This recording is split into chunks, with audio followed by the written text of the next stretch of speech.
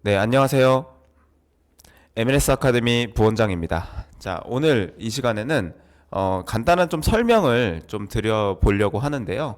자, 이 영상은 이제 학부모님들과 학생 모두가 다 시청해 주셨으면 하는 바람이 있습니다. 자, 오늘 굉장히 중요한 얘기를 해볼 건데요. 고등학교와 중학교의 차이점에 대해서 좀 설명을 드리려고 합니다. 아니 이게 이 영상은 이제 예비 중1, 중2, 중3을 대상으로 이제 설명하려고 만드는 영상인데요.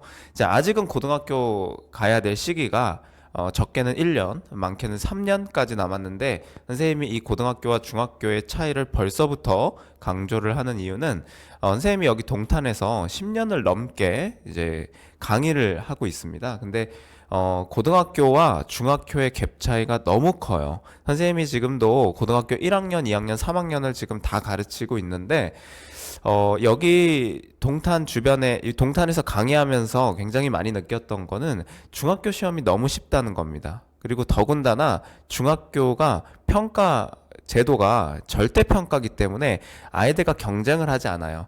단순하게 90점이 넘으면 A등급을 받죠. 80점이 넘으면 B등급을 받고요.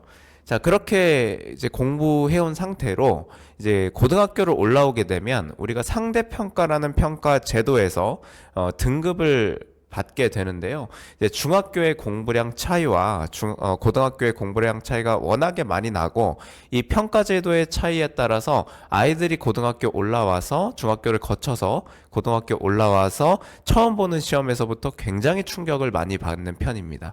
그래서 우리가 이 고등학교에 가기 전에 어느 정도 중학교와의 어떤 차이가 있는지 좀 확인을 좀 해보고 내가 고등학교에서 이 정도의 등급을 받으려면 어느 정도까지 내가 공부를 좀 해야 되는지, 중학교 때 고등학교를 준비하기 위해서 얼마나 많은 노력을 좀 해야 되는지에 대해서 좀 이야기해보는 시간을 좀 가지려고 합니다. 그래서 세 가지 파트로 저희가 준비를 했는데, 첫 번째는 일단 내가 가고 싶은 대학, 일단 대학이 있을 거잖아요. 이제 보통 아직은 예비 중일, 그러니까 현재 초등학교 6학년 아이들은 이제 대학교에 대한 막연한 생각밖에 갖고 있진 않을 텐데, 그래도 대략적으로나마 내가 어떤 거를 하고 싶고 어떤 정도의 대학을 좀 가고 싶은지에 대해서 좀 생각해보는 시간이었으면 좋겠고요. 자, 그럼 내가 가고 싶은 대학이 있을 때, 막연하게나마 내가 가고 싶은 대학이 있을 때 몇 등급을 고등학교에서 좀 받아야 할까? 좀 생각해보는 시간을 좀 가질 거고요. 그리고 그 등급을 받기 위해서 내가 고등학교에서 얼마나 공부를 해야 될 것인가? 이 등급을 받기 위해서 중학교 때 얼마나 많은 노력을 해야 될 것인가에 대해서 좀 생각을 해보겠습니다. 자, 그리고 이거를 하려면 이번 겨울방학이 얼마나 중요한가에 대해서도 선생님이 설명을 드릴 건데, 이 영상이 조금 길더라도 끝까지 좀 시청해 주시면 감사하겠습니다. 자, 첫 번째는 내신 등급과 대학교에 대해서 좀 설명을 좀 드려보겠는데요. 자, 일단 중학교 내신과 고등학교 내신의 좀 차이를 좀 말씀을 드리겠습니다. 자, 일단은 현재 이 영상의 대상이 되는 예비 중1, 중2, 중3 아이들은 현재 평가하고 있는 고등학교 9등급제가 아닐 수도 있어요. 맞죠? 5등급제로 바뀔 수도 있지만 어쨌든 중학교와 고등학교가 9등급제든 5등급제든 어쨌든 상대평가와 절대평가의 기준에서 좀 설명을 드릴 거기 때문에 이 점은 좀 감안하고 들어주셨으면 괜찮을 것 같아요. 자, 일단 중학교에 들어가게 되면 뭐 현재도 뭐 중1, 중2 학생들은 이제 이 평가 제도를 거치고 있지만 절대평가예요. 이 절대평가라는 거는 내 옆에 있는 친구가 잘하든 못하든 상관이 없습니다. 나만 잘하면 돼요. 그래서 우리가 보통 이제 1학기 때 시험을 보죠. 두 번의 시험과 수행평가를 보게 되는데 그 점수들이 모두 합산이 됐을 때 90점 이상이면 A라는 등급을 받아요. 그리고 80점이면 B등급을 받고 70점 이상이면 C등급을 받고 이렇게 쭉쭉쭉 이제 내려가게 되죠. 그래서 이 절대평가라는 건 내가 잘했느냐 못했느냐를 판단하는 겁니다. 그래서 내 옆에 있는 친구들이 뭐 100점을 맞든 빵점을 맞든 50점을 맞든 나랑은 상관없어. 나만 잘하면 돼. 그게 바로 절대평가죠. 그죠? 근데 고등학교에 올라가게 되면 상대평가라는 걸 해요. 절대평가랑 가장 큰 차이점은 이 상대평가는 옆에 있는 아이의 점수가 굉장히 중요해집니다. 굉장히 슬픈 얘기인데 경쟁자가 돼요. 뭐 경쟁자라는 표현이 조금 이제 과할 수도 있지만 어쨌든 이 상대평가라는 제도 자체가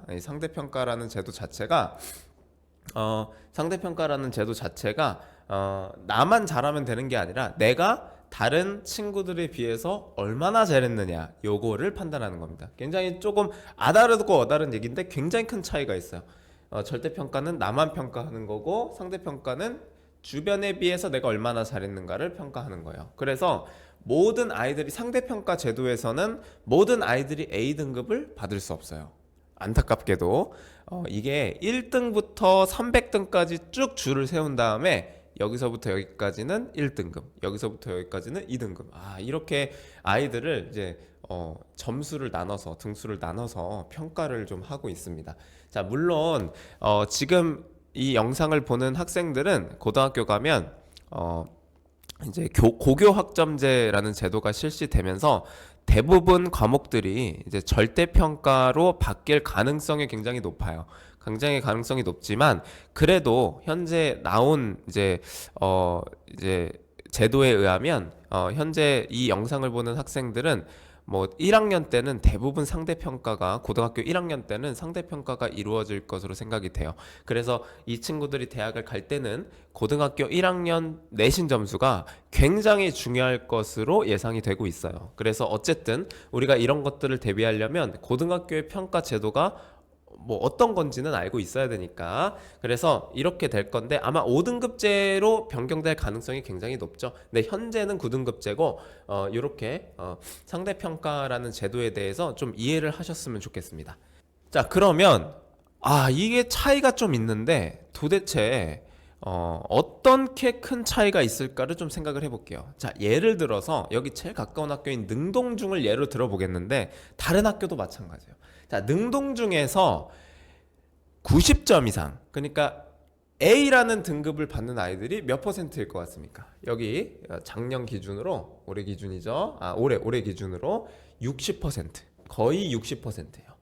중학교 3학년 기준인데 능동중 평균이 81점이고 60%나 A등급을 받아요. 60%. 그러면 나 90점 넘으면 되게 잘하는 건가? 이렇게 좀 생각할 수도 있잖아요. 100점 맞으면 되게 잘하는 건가? 이렇게 좀 생각을 할 수도 있어요. 중학교 때. 왜냐면 근데 이게 60%라는 거에 좀 집중을 하셔야 되는데 선생님이 여기다 써놨지. 내가 받아서 90점, 100점 이렇게 맞고 성취도에 90점 넘었어. 그럼 내가 잘하는 건가? 이렇게 좀 고민을 해보셔야 돼요. 중학교 올라가면. 왜냐면 이게 고등학교로 가면 엄청나게 많은 변화가 일어납니다. 자, 여기 볼까요? 자, 현재 진행되고 있는 9등급이에요. 자, 1등급은 4%고 2등급은 11%고 3등급은 23%, 4등급은 40%, 5등급은 60%야. 그러면 난 중학교 때 60% 안에 들어서 90점 이상 받아서 A등급을 받았는데 고등학교 가면 어떻게 돼? 5등급이 돼요. 5등급. 여러분들 5등급이라는 등급이 어느 정도인지 잘 모르겠죠. 좀 이따가 보여드릴 건데 60%면 5등급이야. 나 A였는데 고등학교 가면 5등급이야? 그러면 내가 중학교 때 잘하는 게 아니었구나. 이렇게 또 생각이 든다고. 그죠? 자, 그래서 가끔 가다가 이제 고등학교 올라오면은 선생님이 이제 어머님들과 학부모님들과 상담을 좀 드리는데 4등급 맞았다고 너무 성적이 안 나왔다고 대부분 말씀해 주세요.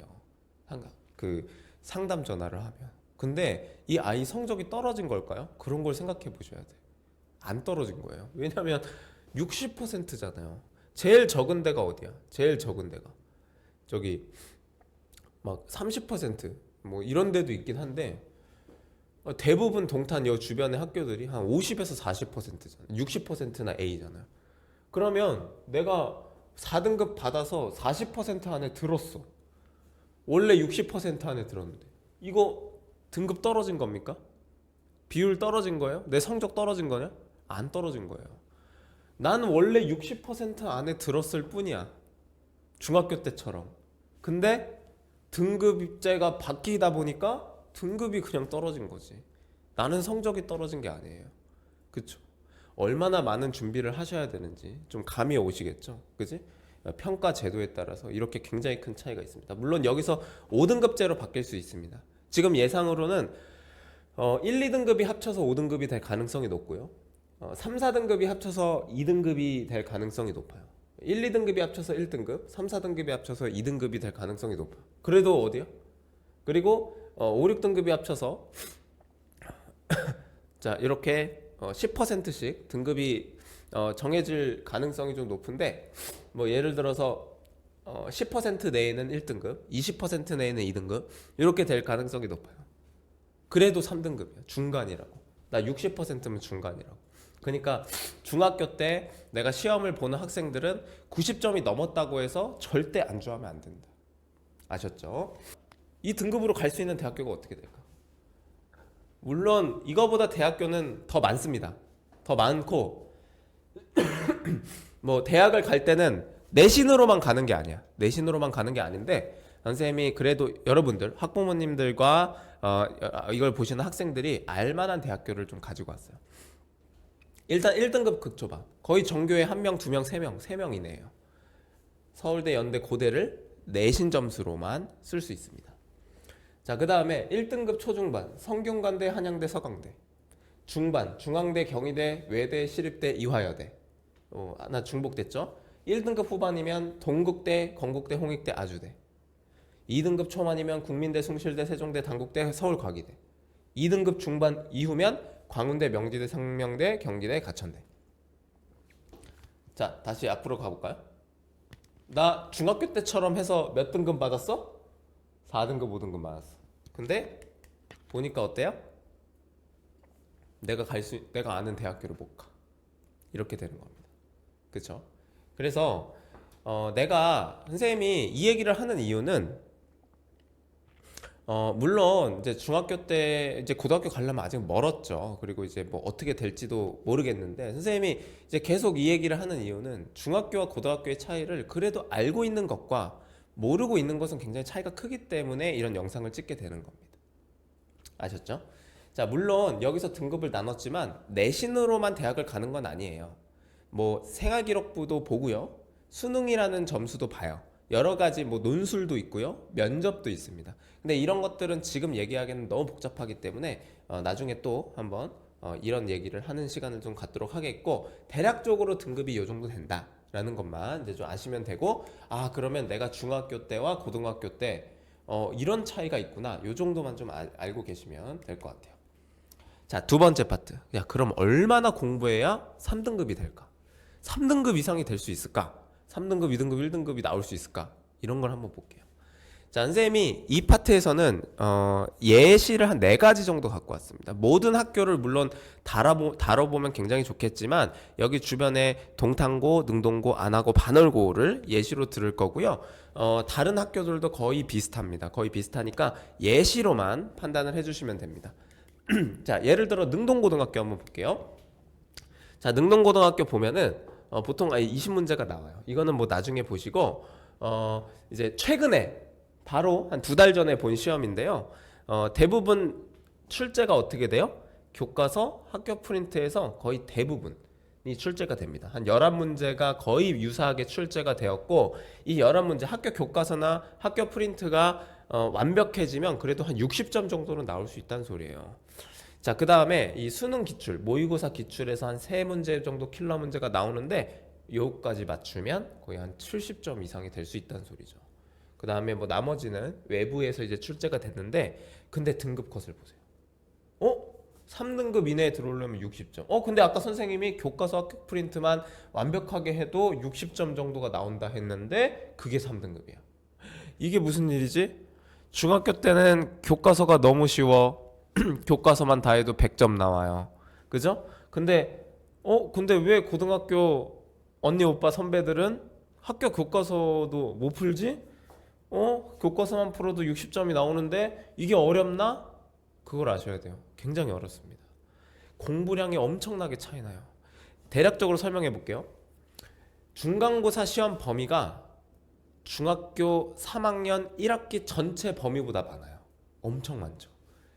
중간고사만 2달 범위가 3학년 한 학기, 중학교 3학년 한 학기 내용보다 훨씬 많습니다. 엄청 많아요. 그러니까 아이들이 공부하기가 굉장히 힘들죠. 굉장히 많은 공부량이 필요하고 아이들이 실제로도 학교 교과서, 학교 프린트도 못 푸는 아이들이 굉장히 많다는 겁니다. 60점. 그렇죠. 그래서 실제로 첫 시험을 보고 오면 막 40점, 50점 맞는 아이들도 엄청 많아요. 갭이 안 되는 거죠. 중학교 때랑 똑같이 공부하니까. 중학교 때는 요만큼 공부하면은 90점, 100점 나왔는데 똑같이 고등학교 때도 요만큼 공부했더니 40점 나오더라. 준비해야 됩니다. 자, 동탄고. 자, 동탄고 봅시다. 동탄고도 마찬가지죠. 뭐 총 한 22문제 좀 쉬웠습니다. 요번 때 시험이. 여기는 조금 이제 등급컷이 높죠. 근데 대부분 학교 프린트에서 몇 문제 나와요? 13, 14, 15, 17, 18. 18문제가 거의 학교 교과서 프린트에서 나왔단 말이야.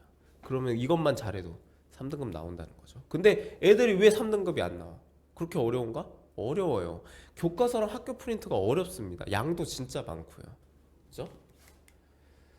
자, 반월고도 마찬가지입니다. 반월고도. 자, 지금 이제 넘어가는데 이 내용들은 이제 뒤에 그 학원에 연락하셔서 요청하시면 보내드릴 수 있습니다.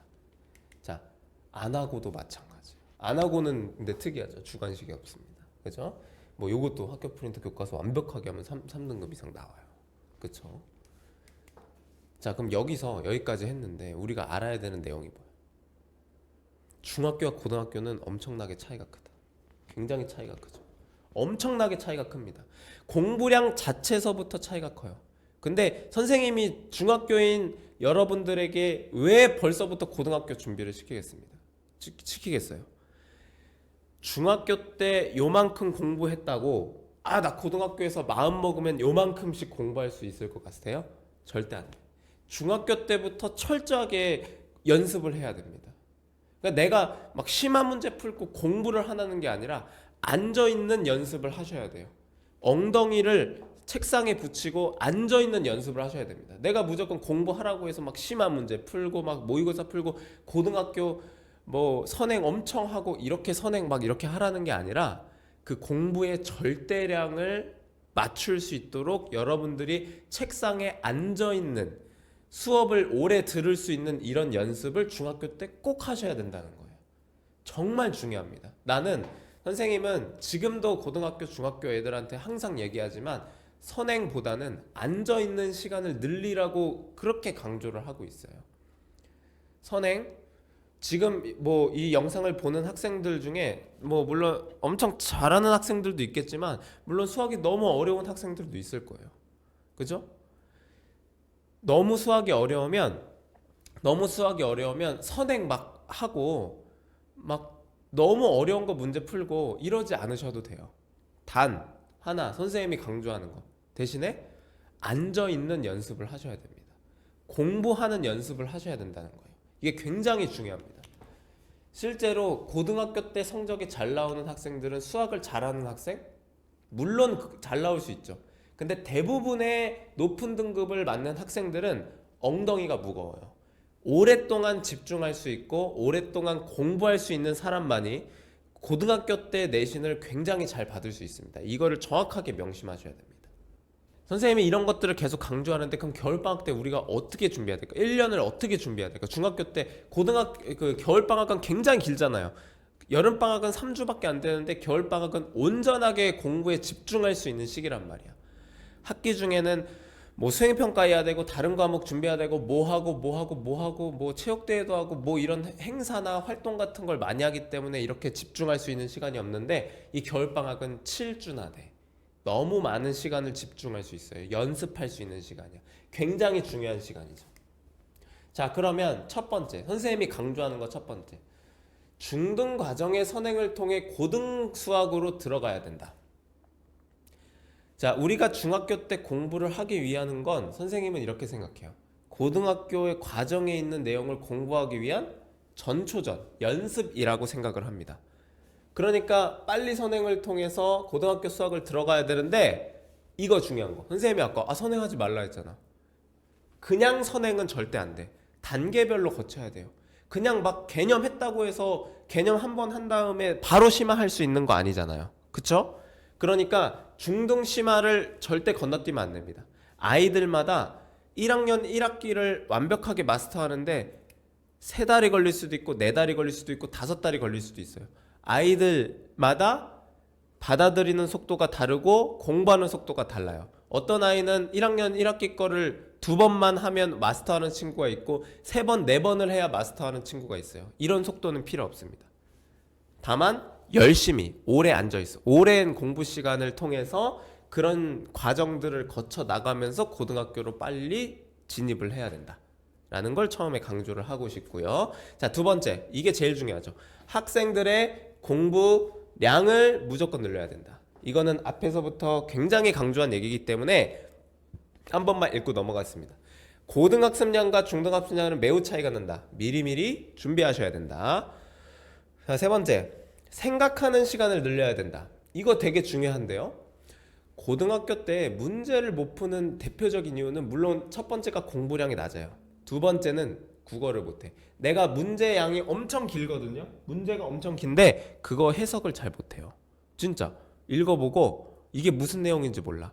그러면 그 내용을 빠르게 판단하고 내가 생각하려면 무조건 생각을 하셔야 됩니다.